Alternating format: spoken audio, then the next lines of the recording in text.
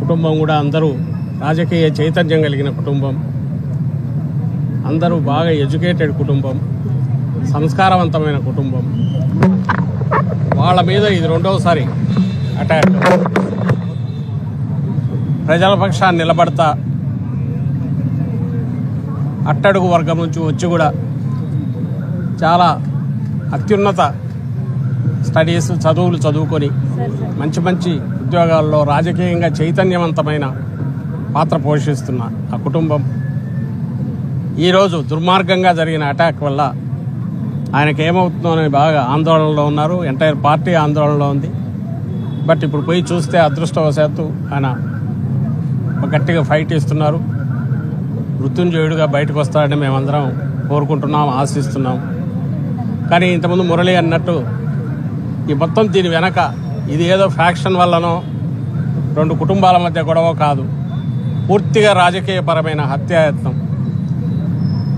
కేవలం దేవుడి దయతో ఆయన ఇప్పుడు కుటుంబిట్టాడుతున్నాడు అక్కడ ఆసుపత్రిలో. కానీ లేకుంటే హత్య చేయాలని దీంతోనే అటెంప్ట్ చేశారు. ఆ వీడియో చూస్తే భయానకంగా కనిపిస్తుంది. అండ్ దానికి ముందే వీళ్ళను తుదముట్టించాలని ప్రస్తుత శాసనసభ్యుడు తెలుగుదేశం పార్టీ నాయకుడు నరేంద్ర వీడియో సాక్షిగా చెప్తున్నది, రెచ్చగొడుతున్నది. అది కూడా అందరూ చూశారు. దాని మీద కూడా కంప్లైంట్ ఇచ్చారు. కానీ ఆ కంప్లైంట్ తీసుకునే బదులు అది ఫ్యాబ్రికేటెడ్ అని ఇచ్చిన కంప్లైంట్ మీద ఇప్పుడు మురళి, మా నియోజకవర్గ ఇన్ఛార్జ్ మురళి మీద రిజిస్టర్ చేశారు పోలీసులు కేసు. పరిస్థితి ఎంత దారుణంగా ఉందో అర్థమవుతోంది. ఈరోజు ఇలాంటి కేసుల్లో క్లియర్గా వీడియో సాక్ష్యంగా దొరికిన తర్వాత 1-2 నెలల్లో కేసు క్లోజ్ కావాలా, కన్విక్షన్కు వాళ్ళని గురి చేయాలా. అది వదిలేసి అసలు వాళ్ళని ఎట్లా తప్పించాలనే ప్రయత్నం, కుట్రకు రెచ్చగొట్టిన నరేంద్ర వైపు అసలు చూడకపోవడం, కంప్లైంట్ ఇచ్చినా దాన్ని పట్టించుకోకపోవడం, ఇది ప్రస్తుతం ఈ రాష్ట్రంలో ఉన్న పరిస్థితికి అర్థం పడుతుంది, లేదా దుస్థితికి, లేదా పోలీసు రాజ్యంగా ఎట్లా మారింది అనడానికి నిదర్శనంగా ఇక్కడ కనపడుతుంది. ఇప్పుడే వస్తూ మాట్లాడాం, ఇంకా వారం రోజుల్లోనో 10 రోజుల్లోనో 1 year అవుతుందట. పెదకూరపాడు సాంబిరెడ్డి మార్కెట్ యార్డ్ మాజీ చైర్మన్, సీనియర్ నాయకుడు, మాజీ ఎంపీపీ, ఆయనను ఏడాది క్రితం అడ్డంగా కాళ్ళు చేతులు నరికితే, కొట్టి మొత్తం చితక్కొడితే ఇంతవరకు ఒక్క అరెస్ట్ జరగలేదు. ఎక్కడ వైఎస్ఆర్సీపీ మీద అటాక్స్ జరిగినా చెయ్యమని ఓపెన్గా చెప్పడమే కాకుండా జరిగిన తర్వాత కేసులు పెడితే కేసులు తీసుకోవట్లేదు, ఇంతవరకు యాక్షన్ ఉండట్లేదు. ఈ గుంటూరు జిల్లాలోనే ఈ మధ్యనే అతను అదే బెడ్ మీద చూసాం, లక్ష్మీనారాయణ డిఎస్పీ తనను కులం పేరుతో కూడా ఈ కులంలో ఎట్లా పుట్టావు అంటూ మాట్లాడాడు. ఆయన మాటలకు అవమానం భరించలేకే, నేను తాకిడి తట్టుకోలేకే నేను సూసైడ్ అటెంప్ట్ చేసుకుంటున్నా అన్న లక్ష్మణాన్ని కోలుకున్నాడు అదృష్టవశాత్తు. అతని మీద డిఎస్పీ హనుమంతరావు మీద ఇంతవరకు యాక్షన్ లేదు. తెనాలిలో ఓపెన్గా రోడ్డు మీద యువకులను చితకబాది చావబాది వీడియోలో ఏదో గగురు పుడిచేటట్టుంది సినిమాలో, యాక్షన్ లేదు. అలాగే ఎక్కడ మొన్న నెల్లూరులో ప్రసన్న కుమార్ రెడ్డి మాజీ ఎమ్మెల్యే, సీనియర్ నాయకుడు, 6th term ఎమ్మెల్యే ఇంటి మీద 200 మంది దాకా పోయి వీడియో సాక్షిగా వాళ్ళు కొడుతుంటే, అన్ని పగలగొట్టేస్తుంటే పోలీసులు అక్కడే ఉన్నారు. ఏమి ఇంతవరకు ఎఫ్ఐఆర్ కూడా రిజిస్టర్ కాలేదు. నిన్నటికి నిన్న జడ్పీ చైర్పర్సన్ హారిక, బీసీ మహిళా నాయకురాలు, గుడివాడలో అందరూ ఈరోజు చూసింటారు వీడియోల్లో కూడా. పోలీసులు అక్కడే ఉన్నారు, వాళ్ళు వచ్చేసి కారు మీద పడి కొడుతున్నారు. ఏమి ఇంతవరకు కేసులు కూడా రిజిస్టర్ అయినట్లేదు. టీడీపీ వాళ్లకు సంబంధించినంత వరకు వాళ్ళు అటాక్ చేసినా చేయాలనుకున్న పూర్తి ప్రొటెక్షన్ పోలీసులు చేస్తున్నారు. వేరే వైఎస్ఆర్సీపీకి సంబంధించి డెమోక్రటిక్గా ఉన్న రైట్స్ను ఉపయోగించుకోవాలన్నా కూడా వాటికి అలౌ చేయకపోగా, పైగా మీరు ఇక్కడికి వస్తే గొడవలు జరుగుతాయని రానియకుండా ఉన్నారు. ఉదాహరణకు పెద్దారెడ్డి, తాడిపత్రి కోర్టు డైరెక్షన్ ఉన్నా ఇంతవరకు తాడిపత్రిలో అలౌ చేయట్లా. అక్కడ సిఐ పైగా రివాల్వర్ చూపించి మన వైఎస్ఆర్సీపీ కార్యకర్తలను బెదిరిస్తారు. అక్కడ మాజీ శాసనసభ్యుడు, ప్రస్తుతం మున్సిపల్ చైర్మన్, అతను ఏకంగా నేను నా టార్గెట్ పెద్దారెడ్డి అని తను డిక్లేర్ చేస్తాడు. అయినా ఏ చర్యలు ఉండవు. పైగా మీరు వస్తే ఇక్కడ లా అండ్ ఆర్డర్ ప్రాబ్లం వస్తుంది, రావద్దని అంటారు. అంటే పోలీసులు పొలిటికల్ బాసెస్కు చంద్రబాబు నాయుడు అంటుకో వాళ్లకు ఉపయోగపడడం దగ్గర మొదలుపెట్టి ఈరోజు ఎంటైర్ స్టేట్ పోలీసు రాజ్యంగా మారిపోయింది. వాళ్ళ పని ఏంటంటే వైఎస్ఆర్సీపీ కానీ లేదా జగన్మోహన్ రెడ్డి గారు కానీ ఎక్కడ బయటికి వచ్చినా వాళ్ళని రానియకుండా ఎట్లా చేయాలి, ప్రజల పక్షాన్ని నిలబడుతుంటే నిలబడకుండా ఎట్లా చేయాలి, ఏ తప్పుడు కేసులు ముందే పెట్టాలి. ఆ అత్యుత్సాహం చూస్తే ఆశ్చర్యం వేస్తుంది. జగన్మోహన్ రెడ్డి గారు ఇంతవరకు ఒక్కసారి కూడా రెచ్చగొట్టే మాటలు కానీ బయటకు వెళ్ళినప్పుడు, లేదా కేవలం ఏదో ప్రచారం దీనికోసం బయటకు వచ్చింది ఒక్కట్లేదు. పబ్లిక్ ఇష్యూ ఏదైనా ఉంటేనో లేదా పార్టీ అధ్యక్షుడిగా తన బాధ్యతలు నిర్వర్తనకు బయటకు రావాల్సి వస్తే వస్తున్నారు తప్ప ఊరక వచ్చేసి తిరగడం ఎక్కడా జరగలేదు. మీరు ఏదైనా తీసుకోండి. ఇక్కడ మిర్చి యార్డుకు వచ్చిన, ఆ తర్వాత పొదిలి పొగాకు సమస్య మీద వెళ్ళిన, ఆ తర్వాత సత్తెనపల్లికి మా పార్టీ యువనాయకుడు సంవత్సరం క్రితం చనిపోయిన యువనాయకుడు కుటుంబాన్ని పరామర్శించడానికి వెళ్ళిన. కానీ ప్రతిసారి వందల్లో కేసులు. పొదిలిది మరీ దారుణం. రైతులు అక్కడికి వచ్చిన 30 మంది 40 మందికి టీడీపీ సోకాల్డ్ టీడీపీ గూండాలు కార్యకర్తలు అంటారు కానీ వాళ్ళు అరాచక శక్తులు. ఆ 30-40 మందికి పోలీసు ప్రొటెక్షన్ ఇచ్చి ప్రొటెస్ట్ లాగా ఆడ చేయిస్తారు. మాది వేల మంది వైఎస్ఆర్సీపీ కార్యకర్తలు రైతులు ఉంటే పైగా రాళ్ళు వాళ్ళు వేస్తారు. వీడియోల్లో క్లియర్గా ఉన్నాయి. కానీ ఈరోజు అరెస్టు చేసింది, జైల్లో పడేసింది వైఎస్ఆర్సీపీ కార్యకర్తలను, రైతులను. దాదాపు నాకు తెలిసి 60-70 మంది మీద పెట్టారు. ఇప్పటికే 15-20 మంది దాకా అరెస్ట్ అయిపోయారు. ఇంకా బయటికి రాలేకపోతున్నారు. కోర్టులో ఫైట్ చేయాల్సి వస్తుంది. మొన్న తిరుపతి మామిడి రైతుల పరిస్థితి చాలా దారుణంగా ఉంది. అది నెల తరబడి ఆ ఎల్లో మీడియాలోనే వస్తుంది. వాళ్ళ మీడియాలో కూడా వచ్చాయి. పరిస్థితి దారుణంగా ఉంది. వాళ్ళ మీడియాలోనే వచ్చాయి. ట్రాక్టర్లలో మామిడికాయలు తెచ్చి రోడ్డు మీద పడేసింది. 100ల కొద్ది ట్రాక్టర్లు క్యూలు ఉండేది. ప్రభుత్వం పట్టించుకుంది. దాన్ని పరామర్శించడానికి ప్రభుత్వం నిర్లక్ష్య వైఖరిని, ప్రభుత్వం పట్టించుకుని దాన్ని క్వశ్చన్ చేయడానికి, వాళ్ళను పరామర్శించడానికి అక్కడికి వెళ్తే ఆయన ముట్టడికి వెళ్ళలేదు, అటాక్కి వెళ్ళలేదు, ఎలాంటి రెచ్చగొట్టే ఇది చేసేడానికి వెళ్ళలేదు. దీనికి వెళ్తే 5-6 రోజుల నుంచి మొత్తం 3 ఎస్పీలు, ఓ డిఐజీ, 1000-2000 మంది పోలీసులు అక్కడ కూర్చొని యుద్ధ వాతావరణం, కర్ఫ్యూ వాతావరణం క్రియేట్ చేశారు. లిటరల్గా కర్ఫ్యూనే డిక్లేర్ చేశారు.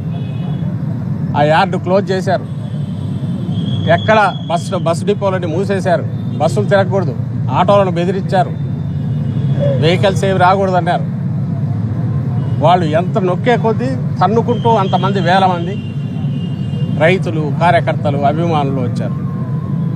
అయినా వాళ్ళకి ఏమి ఎలాంటి ఇది లేదు. పైగా ఆ వచ్చిన వాళ్ళల్లో ఎల్లో మీడియాకు సంబంధించిన ఒక ఫోటోగ్రాఫర్ ఎవడో వచ్చి అడ్డం దూరి అతను పెట్టిన తప్పుడు కేసు మీద ఈరోజు అన్యాయంగా అరెస్టులు చేశారు. మీకు బాగా గుర్తుంటుంది రామగిరి.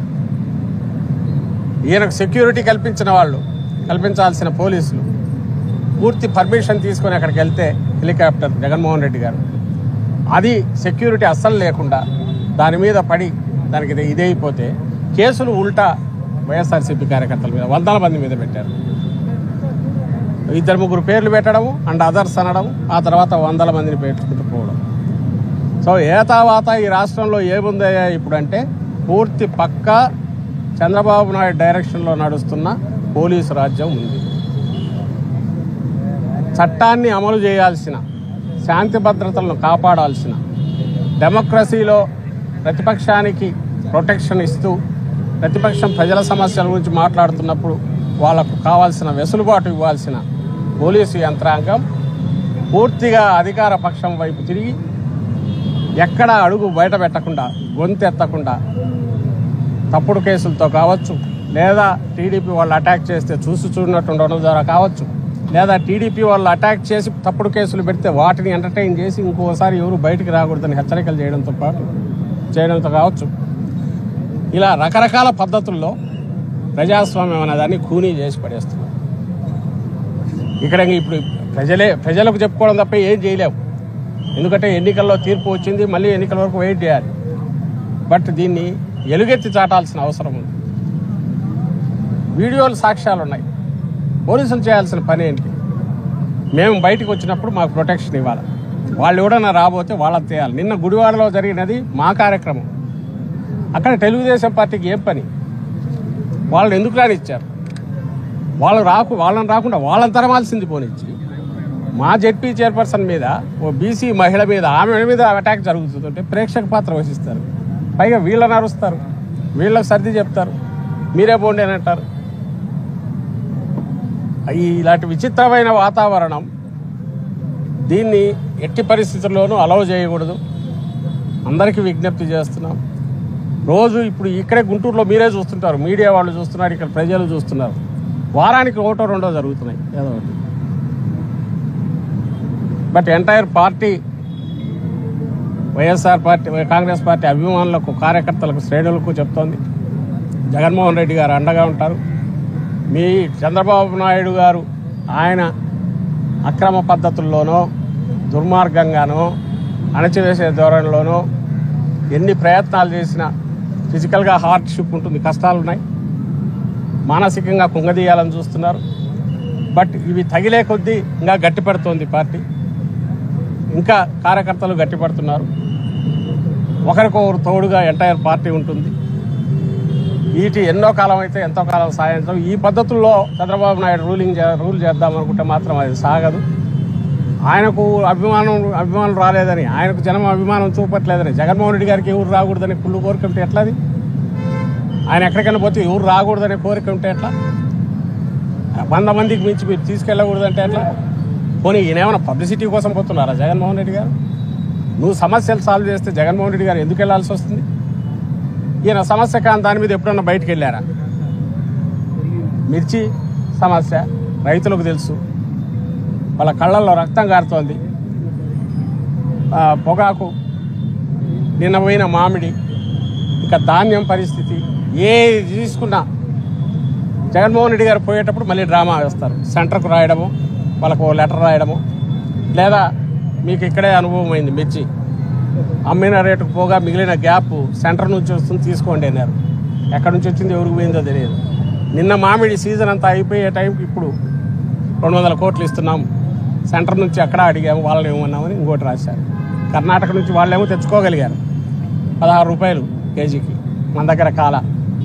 ఎందుకు కాలేదంటే ఈయనకు అది పట్టట్లా. ఈయనకు ఎంతసేపు తప్పుడు కేసులు పెట్టడము, ఎట్లా వైఎస్ఆర్ కాంగ్రెస్ పార్టీని దాని ఉనికి లేకుండా చేయాలనే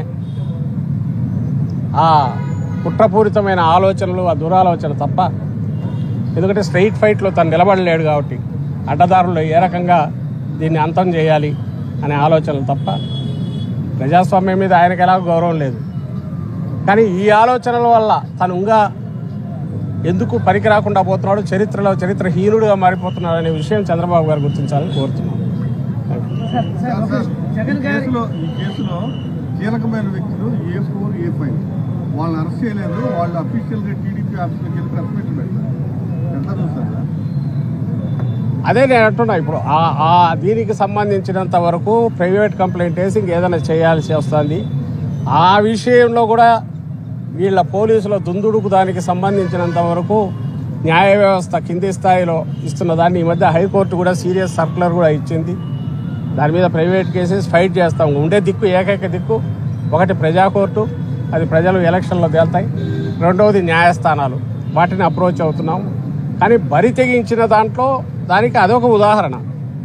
కళ్ళ ముందు పోలీసులు నిజంగానే చెప్తున్నాయి. ఇప్పుడు నల్లపురెడ్డి మన ప్రసన్న కుమార్ రెడ్డి ఇంటి మీద మీరు ఎవరు వీడియో చూసినా అక్కడ 100 మంది వచ్చి తగలబెడుతున్నారు, పోతున్నారు. పోలీసు ఊరికి వచ్చారు అక్కడికి. ఓ ప్రైవేట్ ప్రెమిసెస్, అది కొన్ని పబ్లిక్ ప్లేస్ కాదు. పబ్లిక్ ప్లేస్లోనే ఒక్కొక్క దగ్గర గుడిముడితే తరుముతారు.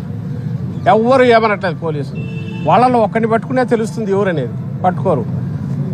పార్టీ నాయకులు అందులో ఉన్న వాళ్ళ ఫోటోలు చూపించారు, ఇంతవరకు ఎఫ్ఐఆర్ రిజిస్టర్ కాదు. ఇంకా అలాంటప్పుడు మీరంటున్న వీళ్ళెవరో A4, A5 అక్కడ పోయి కూర్చుని మాట్లాడి ఉన్నాడు. వాళ్ళని రేపు సన్మానం చేసినా చేస్తారు. సన్మానం చేసి వాళ్ళకు వీరతాడు వేసి, ఇదిగో ఇలాంటిదే కావాలి మాకు, ఇలాంటి వాళ్ళకు మేము ప్రమోషన్ ఇస్తామన్నా కూడా అంటారు. ఎందుకంటే బరి తెగించున్నారు. దానికి సాక్ష్యాలు మీకు ఎక్కడ చూసినా కనపడతాయి. ఇక్కడ కాదు, మీరు ప్రతి ఇన్సిడెంట్లో, ప్రతి ఊర్లో, ప్రతి టౌన్లో ఎక్కడ పోయినా కూడా బరి తెగించి ఎంటైర్ ఒకప్పుడు పోలీసుల మీద డిపెండ్ అయిన టీడీపీ అధికారంలోకి వచ్చాక ఈరోజు పోలీసుల చేతికి మొత్తం అప్పచెప్పింది. ఒక సెక్షన్ ఆఫ్ పోలీస్ పూర్తి వాళ్ళకు ఊడిగం చేయడము, లేక వాళ్ళ ఒత్తిళ్లకు తట్టుకోలేక వాళ్ళు చెప్పినట్టు చేస్తున్నారు. సో ఎంటైర్ చట్టాన్ని కంప్లీట్ బెండ్ చేసేసి వాళ్ళ ప్రయోజనాలకు అనుగుణంగా వాడుకుంటారు. అందుకు నిదర్శనాలు ఇవన్నీ నేను ఇంతకుముందు చెప్పినవన్నీ కూడా కనపడతాయి. జగన్ గారి సభలకి వెళ్తుంటే కార్యకర్తల మీద రౌడీ షీట్ ఓపెన్ చేసే పరిస్థితి దీనివల్ల పార్టీలో రౌడీ షీట్ ఓపెన్ చేసేంత వరకు పోతున్నాడు. మరి ఆయన ఎస్పీనో పొలిటీషియనో తెలియట్లే. రౌడీ షీట్ ఓపెన్ చేస్తాం, రావడానికి వీళ్ళ 100 మందికి మించి వీళ్ళు రావాలా, 500 మందికి మించి రావడానికి వీళ్ళ. అసలు ఇదే ప్రజాస్వామ్యమా? నాకు తెలిసి డిక్టేటర్షిప్లో కూడా ఇంత ఇదిగా ఉండదు. లేదా ఎమర్జెన్సీకి సంబంధించి ఉన్నప్పుడు కూడా ఆ సెక్షన్స్ కింద చట్టం కింద అరెస్టులు చేస్తే చేసేవాళ్ళేమో, కానీ ఇట్లా ఉంటే ఈ రకంగా అయితే ఎప్పుడు జరగల. మరి ఎమర్జెన్సీ పెట్టారా అంటే అది లేదు. అప్రకటిత ఎమర్జెన్సీ లాగా నడుస్తుంది.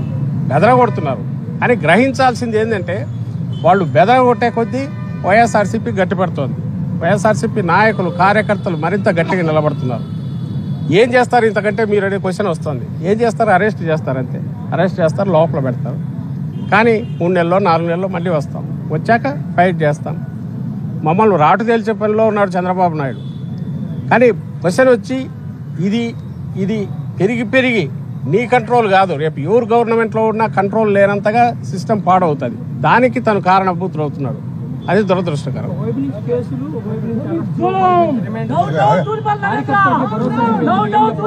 ఏమంటారు? ఒక్క నిమిషం. ఏది ఒకవైపు నుంచి అరెస్టులు జరుగుతున్నాయి, ఒకవైపు నుంచి కేసులు నమోదు చేస్తారు, ఒకవైపు నుంచి రిమాండ్లు పెడుతున్నారు. ఈ నేపథ్యంలో కార్యకర్తల్లో ఉత్సాహం నింపేందుకు భరోసా కల్పిస్తుంది. ఏం చెప్పబోతున్నారు? భరోసా ఒకరికొకరు తోడు. జగన్మోహన్ రెడ్డి గారే డైరెక్ట్ రంగంలోకి వస్తున్నారు. ఆయనే నిలబడుతున్నారు. మీ ఎవరు ఏదైనా నేనున్నాను అంటున్నాడు. అందరం మేము ఒకరికొకరం తోడు. లక్షలాది మంది కార్యకర్తల బలం ఉంది. కోట్లాది మంది ప్రజల దీవెనలు ఉన్నాయి పార్టీకి, వైఎస్ఆర్ కాంగ్రెస్ పార్టీకి. ఇవి ఉన్నంత కాలం ఆయన చంద్రబాబు నాయుడు గారు ఎవరిని ఉంటే పగటికలాలు కనాల్సిందే. చెప్తున్నా కదా, చికాకు పెడుతున్నారు, ఇబ్బందులు క్రియేట్ చేస్తున్నారు, మానసికంగా శారీరకంగా భయపెట్టాలని చూస్తున్నారు.